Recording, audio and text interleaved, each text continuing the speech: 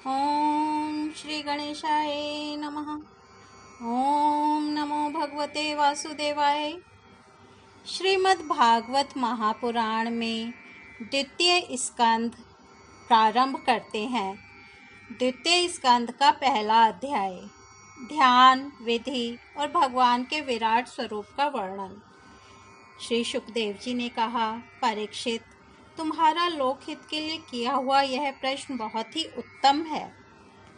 मनुष्यों के लिए जितनी भी बातें सुनने, स्मरण करने या कीर्तन करने की हैं, उन सब में यह श्रेष्ठ है। आत्मज्ञानी महापुरुष ऐसे प्रश्न का बड़ा आदर करते हैं। राजेंद्र, जो गृहस्थ घर के काम धंधों में उलझे हुए हैं, अपने स्वरूप को नहीं जानते, उनके लिए हजारों बातें कहने, सुनने एवं सोचने करने की रहती हैं। उनकी सारी उम्र यूं ही बीत जाती है। उनकी रात नींद या स्त्री प्रसंग से कटती है और दिन धन की हाय हाय या कुटुंबियों के भरण पोषण में समाप्त हो जाता है। संसार में जिन्हें अपना अत्यंत घनिष्ठ संबंधी कहा जाता है, वे शरीर, पुत्र, स्त्री आदि कुछ नहीं हैं, असत्य हैं। परंतु जीव उनके मोह में ऐसा पागल सा हो जाता है कि रात दिन उनको मृत्यु का ग्रास होते देखकर भी चेतता नहीं। इसलिए परीक्षित, जो अभय पद को प्राप्त करना चाहते हैं, उसे तो सर्वात्मा, सर्वशक्तिमान भगवान श्री कृष्ण की ही लीलाओं का श्रवण, कीर्तन और स्मरण करना चाहिए। मनुष्य जन का यही इतना ही लाभ है कि चाहे जैसे हो, ज्ञान से, भक्ति से अथवा अपने धर्म की निष्ठा से जीवन को ऐसा बना लिया जाए कि मृत्यु के समय भगवान की स्मृति अवश्य बनी रहे।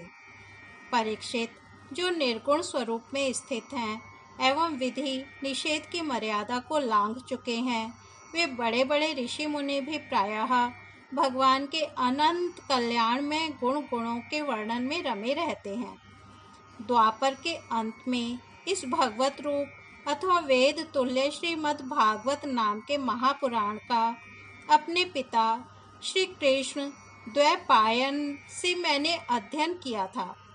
राजर्षि, मेरी निर्गुण स्वरूप परमात्मा में पूर्ण निष्ठा है, फिर भी भगवान श्री कृष्ण की मधुर लीलाओं ने बलात् मेरे हृदय को अपनी ओर आकर्षित कर लिया। यही कारण है कि मैंने इस पुराण का अध्ययन किया। तुम भगवान के परम भक्त हो, इसलिए तुम्हें मैं इसे सुनाऊंगा। जो इसके प्रति श्रद्धा रखते हैं, उनकी शुद्ध चित्त वृत्ति भगवान श्री कृष्ण के चरणों में अनन्य प्रेम के साथ बहुत शीघ्र लग जाती है। जो लोग लोक या परलोक की किसी भी वस्तु की इच्छा रखते हैं या इसके विपरीत संसार में दुख का अनुभव करके जो उससे विरक्त हो गए हैं और निर्भय मोक्ष पद को प्राप्त करना चाहते हैं, उन साधकों के लिए तथा योग संपन्न सिद्ध ज्ञानियों के लिए भी समस्त शास्त्रों का यही निर्णय है कि वे भगवान के नामों का प्रेम से संकीर्तन करें। अपने कल्याण साधन की ओर से असावधान रहने वाले पुरुष की वर्षों लंबी आयु भी अनजान में व्यर्थ बीत जाती है। उसे क्या लाभ उससे? सावधानी से ज्ञानपूर्वक बिताई हुई घड़ी 2 घड़ी भी श्रेष्ठ है, क्योंकि उसके द्वारा अपने कल्याण की चेष्टा तो की जा सकती है। राजर्षि, खटवांग अपनी आयु की समाप्ति का समय जानकर 2 घड़ी में ही सब कुछ त्याग कर भगवान के अभय पद को प्राप्त हो गए। परीक्षित, अभी तो तुम्हारे जीवन की अवधि 7 दिन की है। इस बीच में ही तुम अपने परम कल्याण के लिए जो कुछ करना चाहिए सब कर लो। मृत्यु का समय आने पर मनुष्य घबराए नहीं। उसे चाहिए कि वह वैराग्य के शस्त्र से शरीर और उससे संबंध रखने वालों के प्रति ममता को काट डाले। धैर्य के साथ घर से निकलकर पवित्र तीर्थ के जल में स्नान करे और पवित्र तथा एकांत स्थान में विधि पूर्वक आसन लगाकर बैठ जाए। तत्पश्चात परम पवित्र अ उ म इन 3 मात्राओं से युक्त प्रणव का मन ही मन जाप करे, अर्थात ओम। प्राणवायु को वश में करके मन का दमन करे और एक क्षण के लिए भी प्रणव को ना भूले। बुद्धि की सहायता से मन के द्वारा इंद्रियों को उनके विषयों से हटा ले और कर्म की वासनाओं से चंचल हुए मन को विचार के द्वारा रोककर भगवान के मंगलमय रूप में लगाए। स्थिर चित्त से भगवान के श्री विग्रह में से किसी एक अंग का ध्यान करे। इस प्रकार एक एक अंग का ध्यान करते करते विषय वासना से रहित मन को पूर्ण रूप से भगवान में ऐसा तल्लीन कर दे कि फिर और किसी विषय का चिंतन ही ना हो। वही भगवान विष्णु का परम पद है, जिसे प्राप्त करके मन भगवत प्रेम रूप आनंद से भर जाता है। यदि भगवान का ध्यान करते समय मन रजोगुण से विक्षिप्त या तमोगुण से मूढ़ हो जाए तो घबराए नहीं। धैर्य के साथ योग धारणा के द्वारा उसे वश में करना चाहिए, क्योंकि धारणा उक्त दोनों गुणों के दोषों को मिटा देती है। धारणा स्थिर हो जाने पर ध्यान में जब योगी अपने परम मंगल में आश्रय भगवान को देखता है, तब उसे तुरंत ही भक्ति योग की प्राप्ति हो जाती है। परीक्षित ने पूछा, ब्राह्मण, धारणा किस साधन से किस वस्तु में किस प्रकार की जाती है और उसका क्या स्वरूप माना गया है, जो शीघ्र ही मनुष्य के मन का मैल मिटा देती है? श्री सुखदेव जी ने कहा, परीक्षित, आसन, श्वास, आसक्ति और इंद्रियों पर विजय प्राप्त करके फिर बुद्धि के द्वारा मन को भगवान के स्थूल रूप में लगाना चाहिए। यह कार्य रूप संपूर्ण विश्व जो कुछ कभी था, है या होगा, सबका सब जिसमें देख पड़ता है, वही भगवान का स्थूल से स्थूल और विराट शरीर है। जल, अग्नि, वायु, आकाश, अहंकार, महतत्व और प्रकृति, इन 7 आवरणों से घिरे हुए इस ब्रह्मांड शरीर में जो विराट पुरुष भगवान हैं, वे ही धारणा के आश्रय हैं। उन्हीं की धारणा की जाती है। तत्वज्ञ पुरुष उनका इस प्रकार वर्णन करते हैं। पाताल विराट पुरुष के तलवे हैं, उनकी एड़ियां और पंजे रसातल हैं, दोनों गुल्फ एड़ी की ऊपर की गांठें महातल हैं, उनके पैर के पिंडे तलातल हैं। विश्व मूर्ति भगवान के दोनों घुटने सुतल हैं, जांघें वितल और अतल हैं, पेडू भूतल है और परीक्षित, उनके नाभि रूप सरोवर को ही आकाश कहते हैं। आदि पुरुष परमात्मा की छाती को स्वर्गलोक, गले को महरलोक, मुख को जनलोक और ललाट को तपोलोक कहते हैं। उन सहस्त्र सिर वाले भगवान का मस्तक समूह ही सत्यलोक है।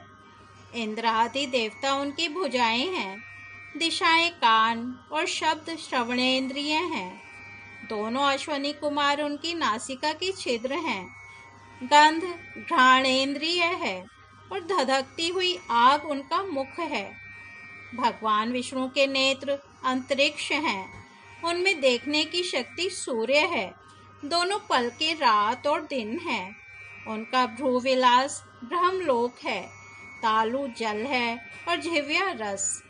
वेदों को भगवान का ब्रह्मरंध्र कहते हैं और यम को दाढ़ें। सब प्रकार के स्नेह दांत हैं और उनकी जगन मोहिनी माया को ही उनकी मुस्कान कहते हैं। यह अनंत सृष्टि उसी माया का कटाक्ष विक्षेप है। लज्जा ऊपर का होठ और लोभ नीचे का होठ है। धर्म स्तन और अधर्म पीठ है।